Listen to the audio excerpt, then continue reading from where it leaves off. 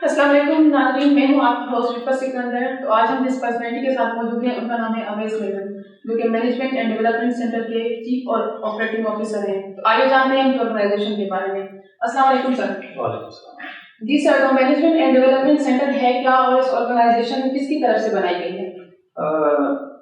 Management development centre एक private limited company है जो कि सोसाइटी एक्ट गवर्नमेंट के रजिस्ट्रेशन एक्ट होते हैं।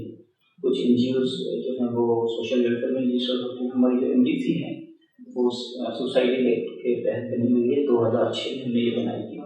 अब वो security exchange commission of Pakistan ACCP में भी रजिस्टर्ड है और पाकिस्तान इंजीनियरिंग काउंसिल PEC में भी हम इंजीनियरिंग एक्ट में भी रजिस्टर्ड हैं। जहाँ तक इसके बनाने की है कि इसमें प्रॉपर बोर्ड ऑफ डायरेक्टर्स होते हैं जिनकी आपस में पार्टनरशिप्स होती हैं।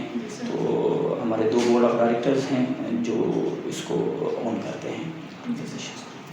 जी सर, तो मैनेजमेंट एंड डेवलपमेंट सेंटर की जो है कितने प्रोजेक्ट्स पे काम कर रहा है, उसके अलावा इसका सक्सेसफुल रेशो कितना है? सक्सेसफुल रेशो पे हम ज़रूर बात करेंगे, मगर जो हमारे प्रोजेक्ट्स हैं 2006 से लेकर आज 2022 इन 15-16 ईयर्स में हमने ऑलमोस्ट कोई 120 प्रोजेक्ट्स जो हैं वो किए हैं। अभी भी हमारे पास जो प्रोजेक्ट ऑनगोइंग है वो कोई अराउंड 9 प्रोजेक्ट्स हैं जो कि हम रन कर रहे हैं। सक्सेसफुल रेशो इन टर्म्स अगर आप पूछें कि हमने जिस विजन से ये प्रोजेक्ट्स लिए हैं या बनाए हैं उनका सक्सेस रेशियो पूछें तो डिपेंड करता है कि वो जो प्रोजेक्ट्स हैं उनका पर्पस क्या था। डिफरेंट पर्पस होते हैं प्रोजेक्ट्स के। अल्टीमेटली जो ओवरऑल ऑब्जेक्टिव है कि जिन लोगों के लिए आप प्रोजेक्ट्स बना रहे हैं बेनिफिशरीज, उन तक उसका जो है वो समर जो है वो पहुँचे। तो कुछ ऐसे प्रोजेक्ट्स हैं जो हमारे रूरल कम्युनिटी के लिए होते हैं, कुछ ऐसे जो हमारे अर्बन के लिए होते हैं, और कुछ ऐसे प्रोजेक्ट्स होते हैं जो हम गवर्नमेंट अफसरान जो होते हैं उनके लिए बनाते हैं। मोस्टली हम एजुकेशन, हेल्थ, एग्रीकल्चर पे काम करते हैं जिसमें रूरल कम्युनिटी है, उनके लिए हम प्रोजेक्ट बनाते हैं।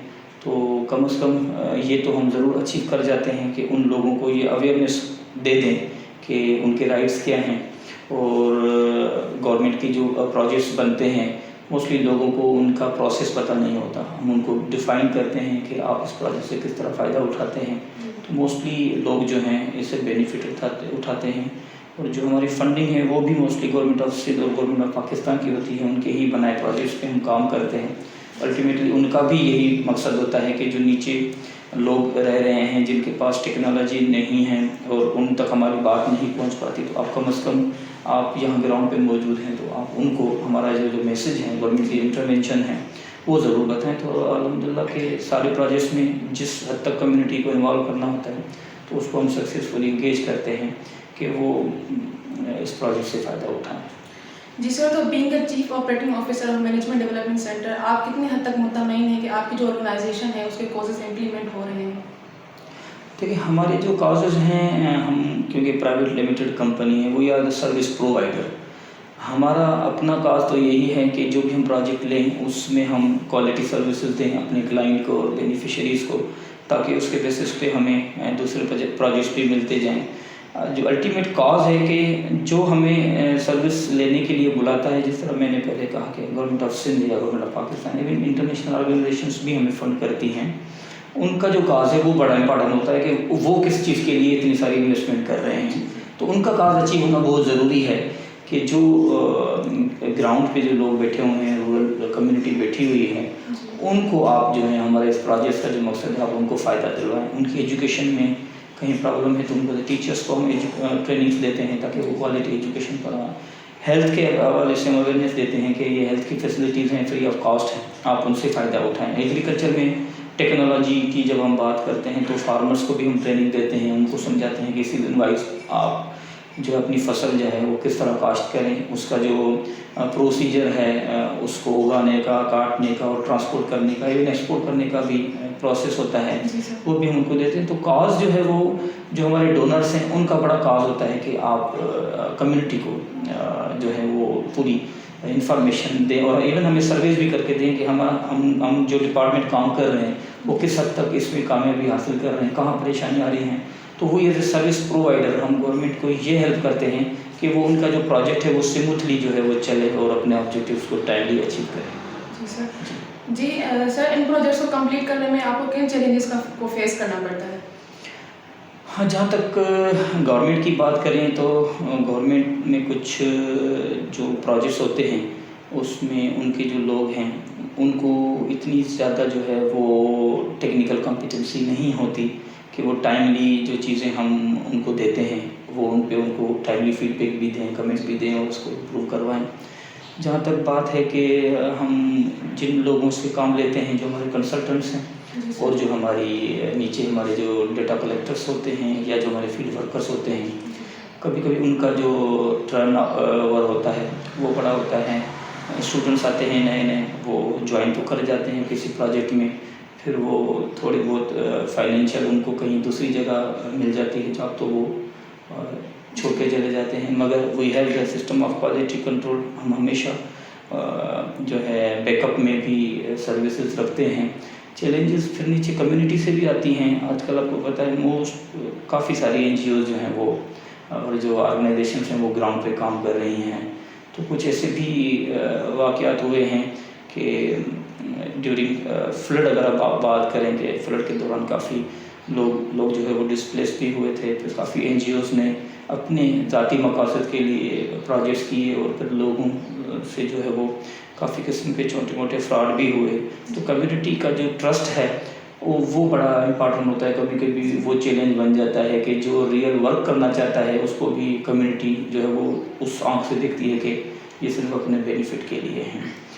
मगर चैलेंज तो हर जगह होते हैं, मगर उसको फिर ओवरकम करने के लिए स्ट्रेटजी भी होती है, जो कि एक सर्विस प्रोवाइडर का यही काम है। गवर्नमेंट ने अगर खुद ही काम करना हो, कम्युनिटी के पास जाना हो, तो वो खुद भी जा सकती हैं, मगर बीच में वो एज ए प्राइवेट लोगों को इस तरह रखते हैं कि क्वालिटी इंश्योर हो और जो भी रिस्क हैं वो उसको मिटिगेट किया जाए। तो वी हैव सिस्टम कि कोई भी चैलेंज आ जाता है। कुछ ऐसे चैलेंजेस होते हैं जो आप फोर्स ही करते हैं ड्यूरिंग द प्लानिंग कि ये रिस्क हो सकते हैं, और कुछ ऐसे चैलेंजेस होते हैं जो आपको पता नहीं होते, वो इमीडिएटली हाईलाइट होते हैं। तो उसके लिए भी एक पूरी कमेटी बनी होती है। कोई भी चैलेंज आता है तो मिलकर उसकी कोई ना कोई जो है मिटिगेशन हो जाती है। जी सर। सर, इन प्रोजेक्ट्स में गवर्नमेंट, सिविल सोसाइटी और कम्युनिटी आपको कितने हद तक फैसिलिटेट करती है? हाँ, they are very facilitated people, और गवर्नमेंट तो हमेशा चाहती है कि हम ऐसे काम करें जिसमें लोग जो हैं हमारी तरफ ज़्यादा मुतवज्जा हों। ऑब्वियसली उनके पॉलिटिकल पर्पसेस भी होते हैं कि हम ऐसे काम करें कि हमारा वोट जो है वो इंटैक्ट रहे।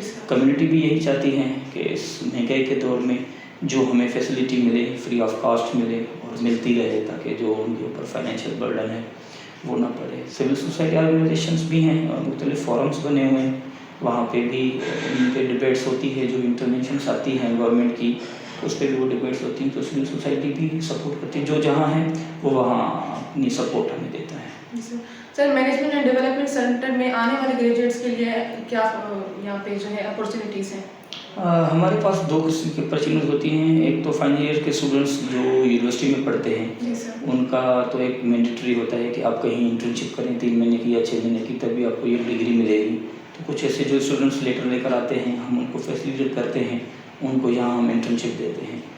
मगर हम खुद से भी जो लोग हमें इंटरव्यू देने आते हैं, फॉर टाइम बिंग हमारे पास कोई नहीं होती उनको जॉब देने की कोई पोजीशन, मगर हम उनको ये ज़रूर कहते हैं कि आप आएँ, बैठें और यहाँ से लर्न करें, और जो भी हमारे प्रोजेक्ट्स अपकमिंग हैं उसमें कहीं ना कहीं हम उनको फैसिलिटेट कर देते हैं कि विथ लो सैलरी वो स्टार्ट कर लें, ताकि वो इधर उधर भटकने से अच्छा है कि किसी इदारे में बैठ के सीखें। तो हम उनको इनकरेज करते हैं कि आप आएँ और बैठें, सीखें, ताकि आपकी जो है वो CV भी बन जाए, और कहीं आप जाएँ तो कम अज़ कम इंटरव्यू देने के लिए भी आपके पास थोड़ा सा तजुर्बा। Thank you so much sir, आपने हमें अपना कीमती टाइम दिया और हमें मैनेजमेंट एंड डेवलपमेंट सेंटर के हवाले से इन्फॉर्मेशन दी। Thank you mister sir, thanks. जी नाज़रीन, जैसा कि आपने देखा कि हमने आपको मैनेजमेंट एंड डेवलपमेंट सेंटर के हवाले से इन्फॉर्मेशन दी। उम्मीद है कि ये इन्फॉर्मेशन आपके लिए कारआमद होगी। शुक्रिया।